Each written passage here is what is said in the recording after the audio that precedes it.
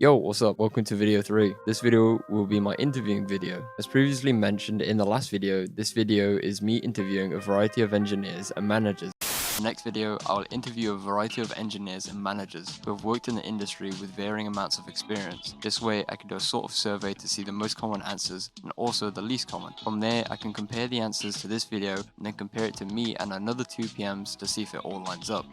I won't include all interviews, however, as this will make the video very long, but I will have a segment where I have a collation of all data for you to look at and I'll go through so you can understand it better. If you want, there are chapters for this video so you can easily skip if you want, and the way this video will work is as follows. I'll break the video into chapters. These chapters will be a question each followed by the answers. However, one interview that will differ from this is an interview with Rose, a practitioner in the esports industry. The reason for this is because I asked some different questions compared to that of the live and tech event practitioners. The reason for this is because I wanted to understand more of the esports industry and how management works with that. Now that formalities and explanations are over, we can finally begin.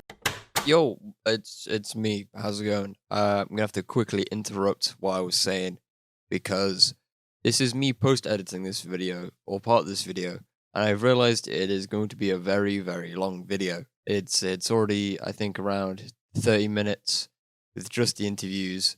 That's not including Rose's interview. That's literally just the other people who are in the actual live and tech events industry and not the esports industry.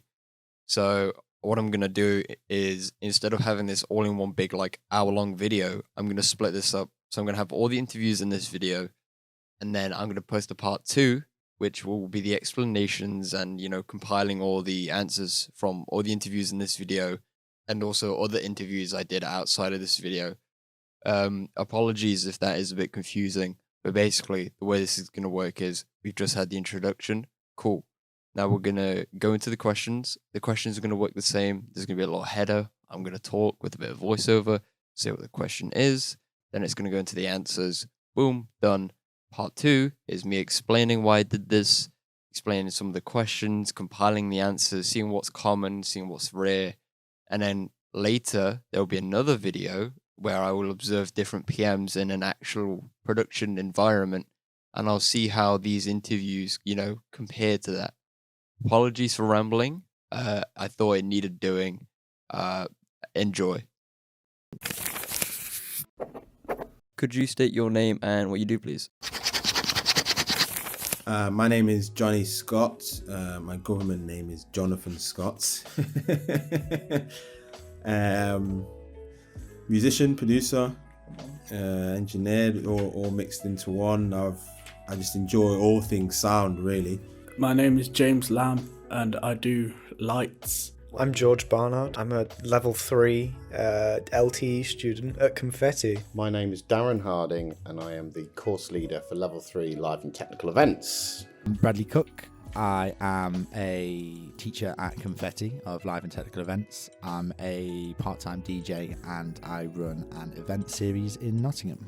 Hi, I'm Billy Plain. I'm a freelance audio engineer and general event technician. So Andy Atkin, Senior Lecturer for Event Production and Event Management, and I cover all sorts of disciplines including site management and construction of equipment and technology.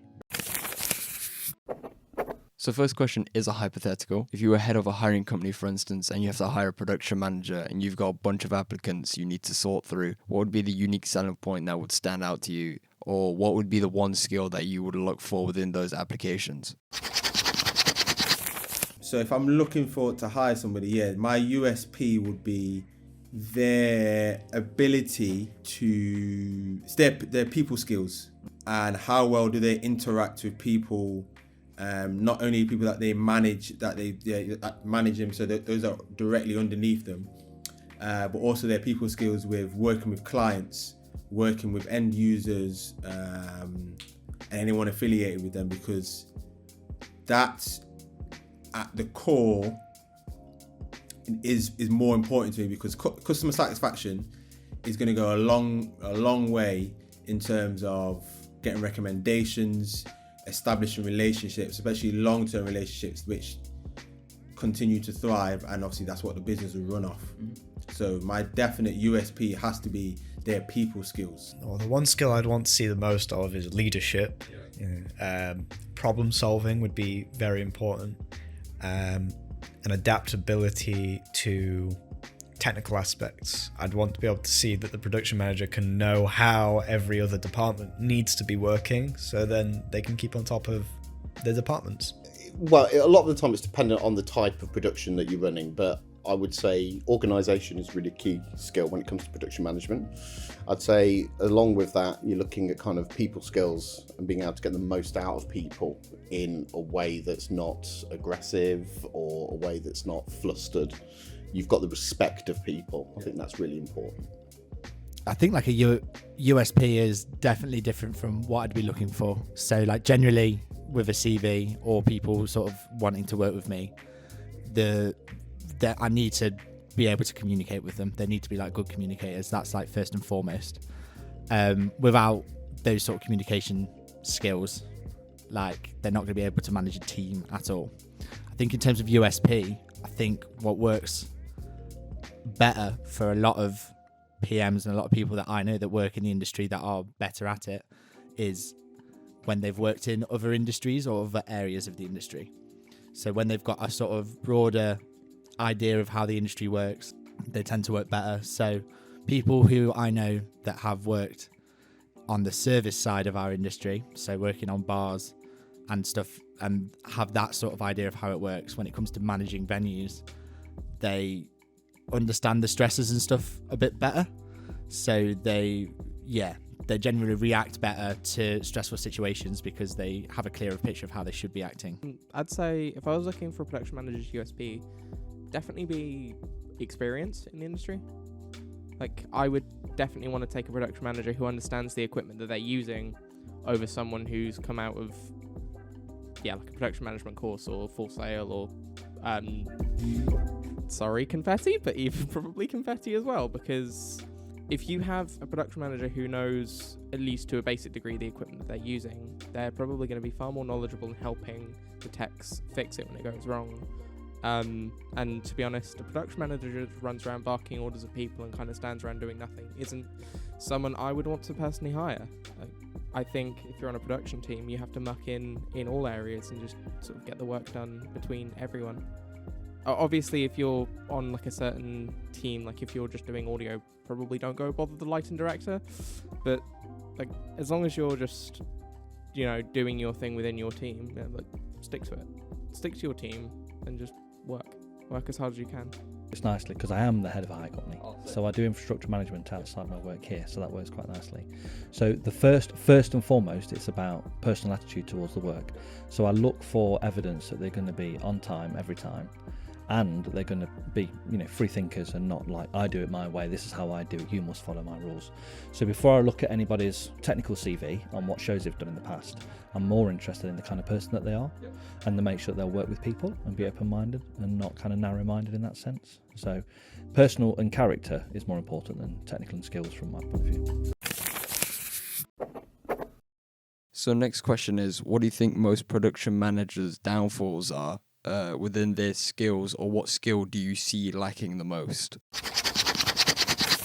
I'm not gonna say the obvious, which is they weren't unorganized. Yeah. What I'm gonna say is, I'm gonna rate to my first question is stubborn, not being able to be open-minded towards reaching a specific goal.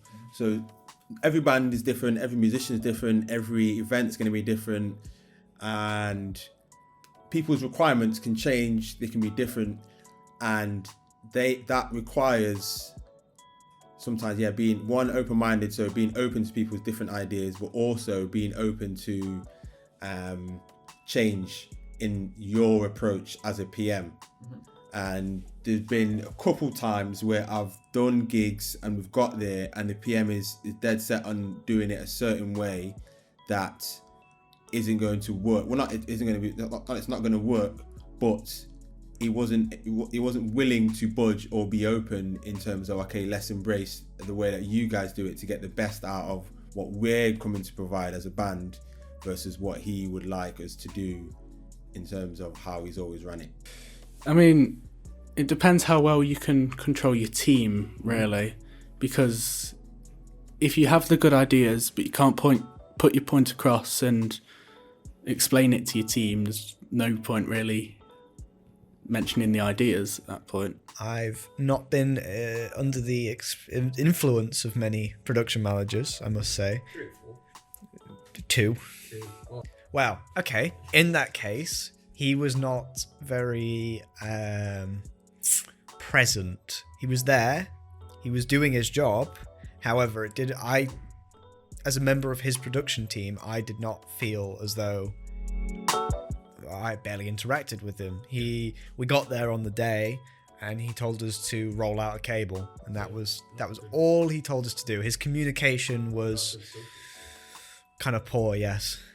No, that's true. I think sometimes the downfall of a PM is that they take on too much and they try and do everything for everybody, and that can be related to planning and organisation of your team and setting tasks and targets for people and keeping an eye on those things as well. So yeah, I think taking on too much can be a big problem. A million different downfalls. I think, well, my biggest downfall is definitely when it gets to being under quite a lot of pressure, still thinking clearly.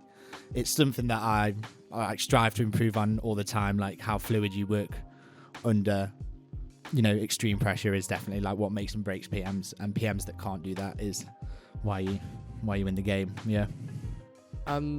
Well, most production managers' downfalls happen to be just they're not technically minded enough.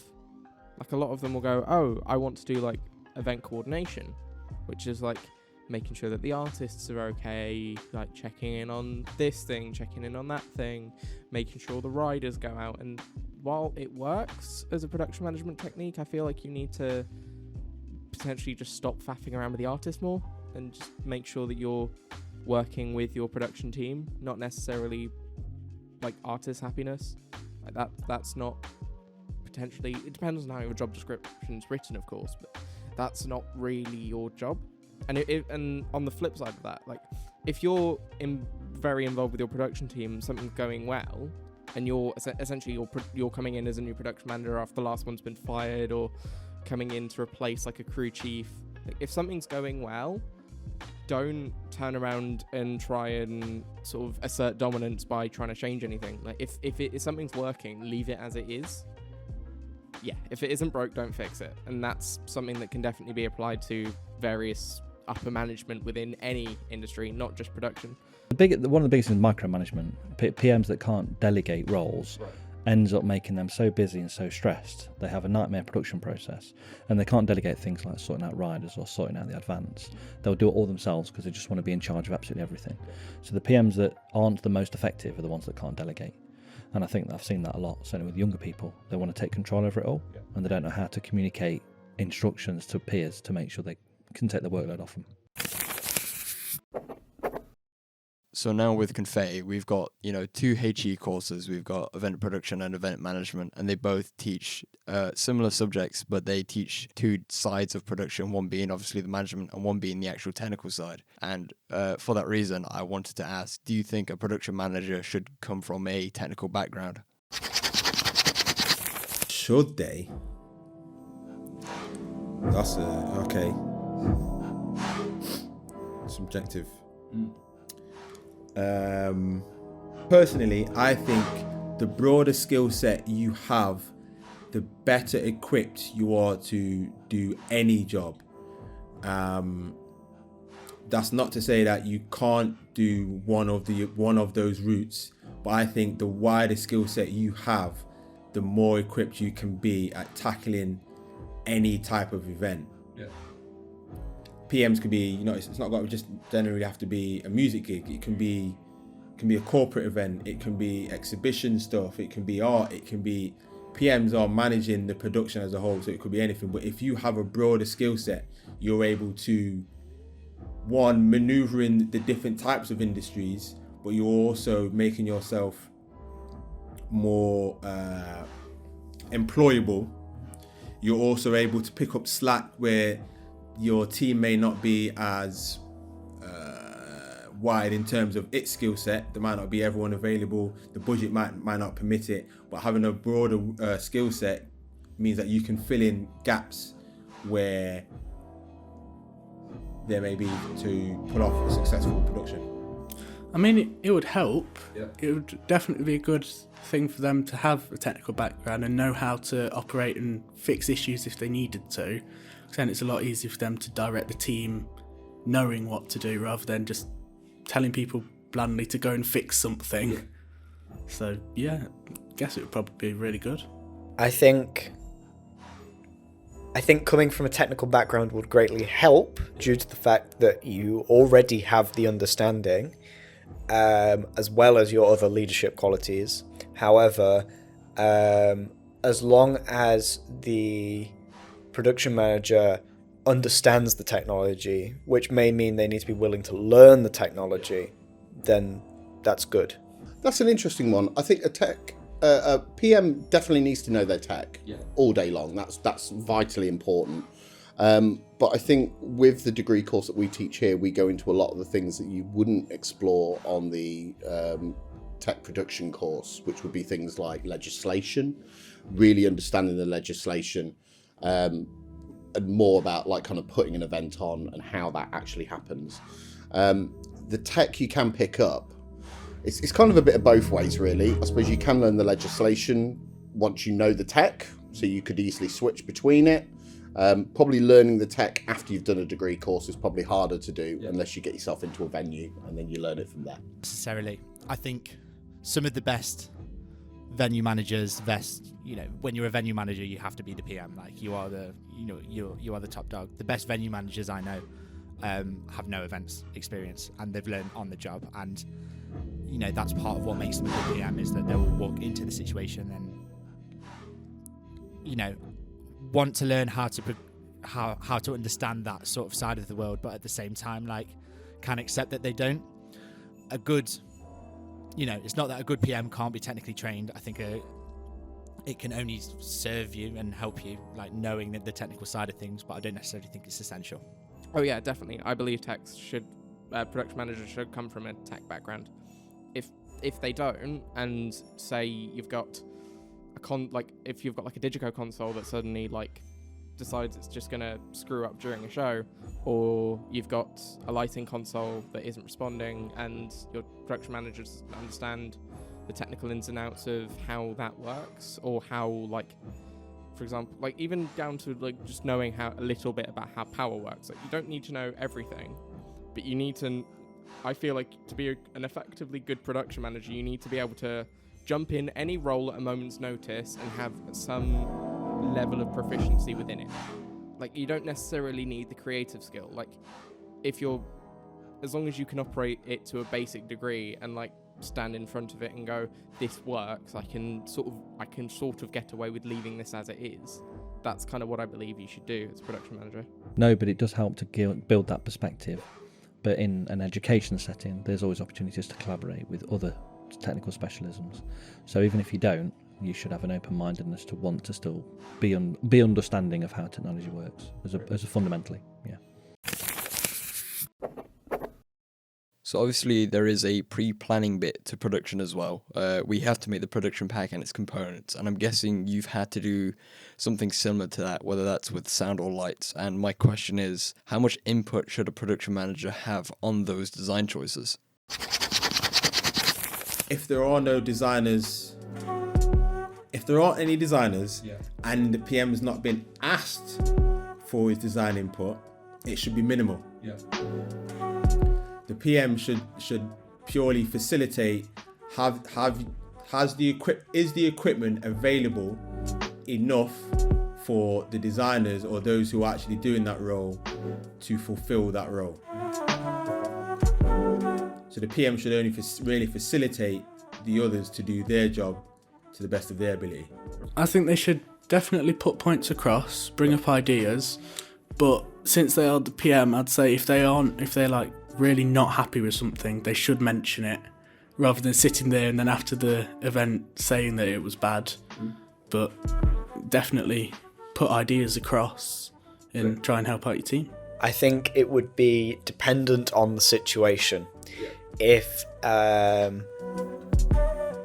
a production team was instructed to make a production pack and the designs came back and they looked awful, then the PM should step in, perhaps provide some input if needed onto what they could do.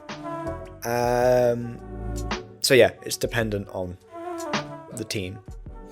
It's really dependent on your crew. I think, again, going back to previous things that I've mentioned, it's about being able to get the crew to work for you. Is really important. A lot of that is down to respect, but also very clear planning and organisation, as well as expectations as well. I think expectations are really important. In terms of what they should be doing during that kind of process, if they've planned and organised everybody and everybody understands what they're doing and they've got clear refinement of what their role is, a PM shouldn't have to do that much. They're really just kind of popping in and checking on people's progress. Do you need help with anything? Are you okay? Having a team around you that already know what they're doing and they've got that confidence, a PM's job should be literally babysitting and just checking that things are being done correctly and on time. Exactly. Yeah, that's it. It's interesting because I've come from a sort of being a technical manager of a venue where I have had zero say in any of that, despite the fact that I am the one running it and I'm the one with the most experience in that sort of field. And I also now am the sort of production manager in terms of what production I put on my events, but I'm also the production manager in terms of being the event manager. So now I have complete and utter control. I think they're definitely a good production manager, a good events manager definitely needs to be able to take advice from other people, and I think they need to be able to give advice to their team. But as for how much input, it entirely depends on this sort of project itself. It entirely depends on the team.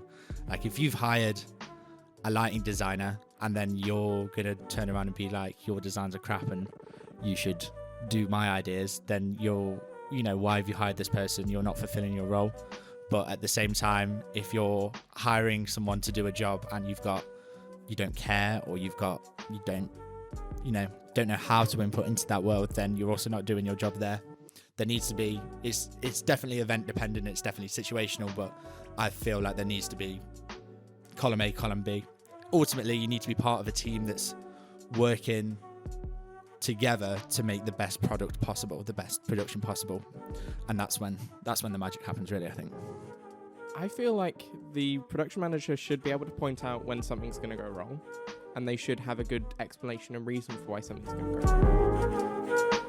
But if a head of department puts together like a channel list, or like a channel list for audio and like a patch list for lighting, and there's nothing wrong with it, I feel like the production manager should go, cool, it's this person's responsibility. While I'm the head of the team, the head of the production team as a whole, it's this person that made the document. It's this person's sort of, they own this area.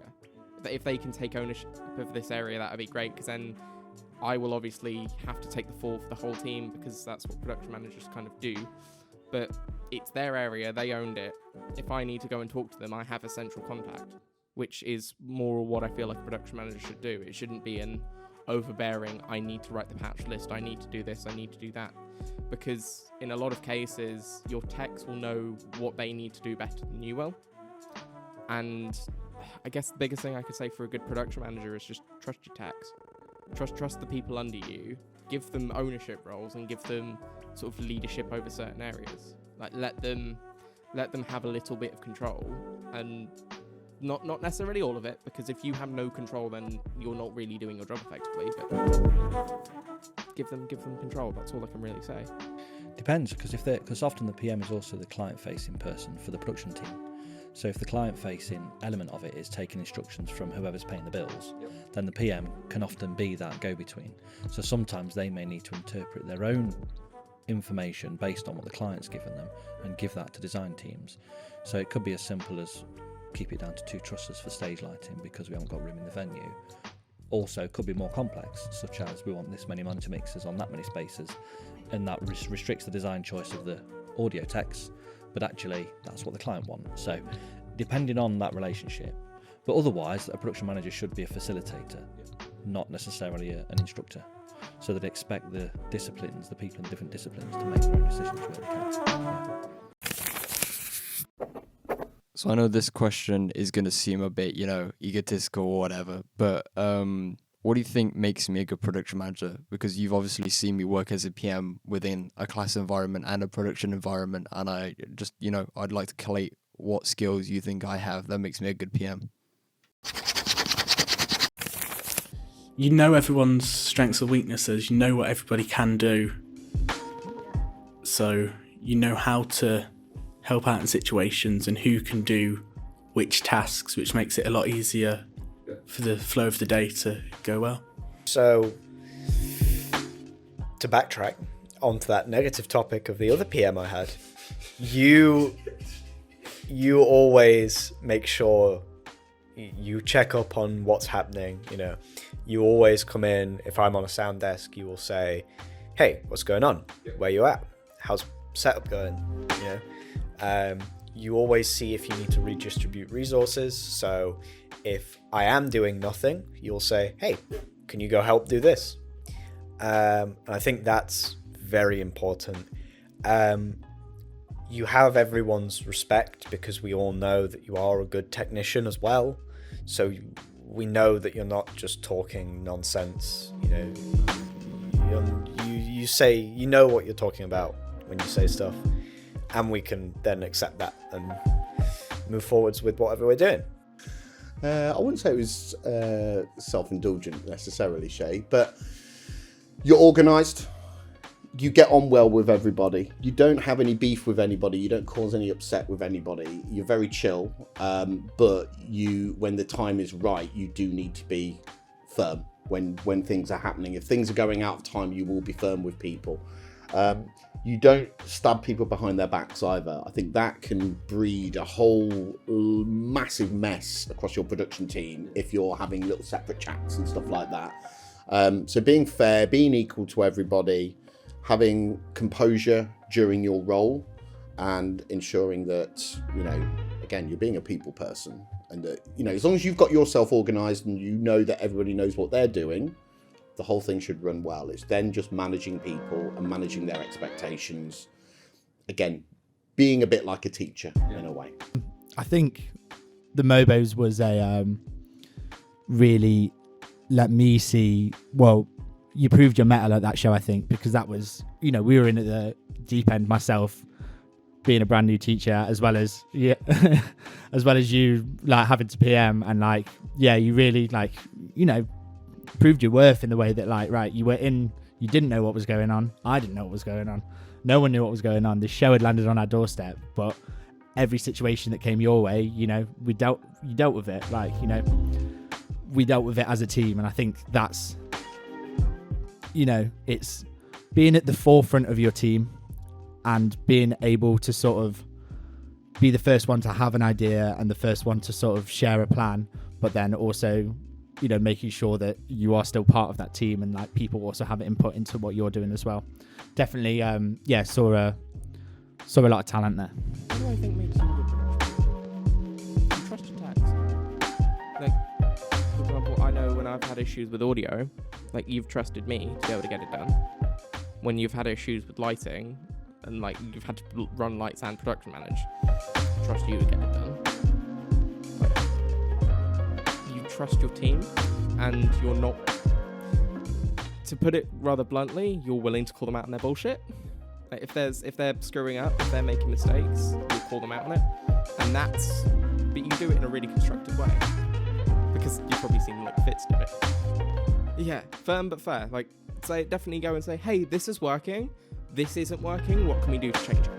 And that's what you do really effectively. You have a really good way of suggesting stuff and going, hey, this isn't really working, let's try and do this more effectively. And that's something I would really, really like about the way you production manage.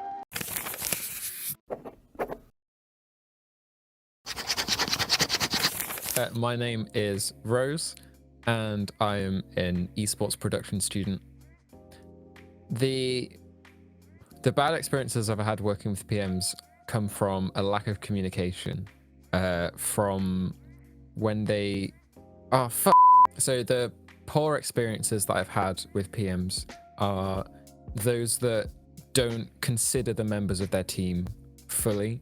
That could be something as simple as not asking if people understand what they've laid out, or something as drastic as not even with has everyone eaten, or has basic everyone human had a needs. drink?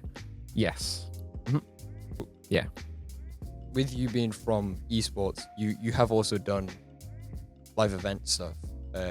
You Yes. did voluntary work at church. For I did. a considerable amount of time, and we did that in conjunction with each other. What do you think? What are the differences in production management between the two areas, if there is any at all? Yes, that's good. That requires some thought. I think across many industries, you'll have like a specific, not specific, like a certain kind of person who will step up into that management side. Yeah. And the difference between someone in esports and someone in live music, or someone in television broadcast, would be where their passions lie, in terms of the kind of content that they want to make or consume, etc. Yes. So I think their interests are going to be what is different, but in terms of the way that PMs work across various live events industries would be very similar. Would you say that the downfalls that you mentioned earlier for PMs are the same in both categories, or the same like stake things? Oh, for sure. Yeah, so there's still the same thing of communication, sometimes bad, icky. Yes, the pros and cons were not specific to esports broadcast. Cool. They would be pros and cons across the board. Great.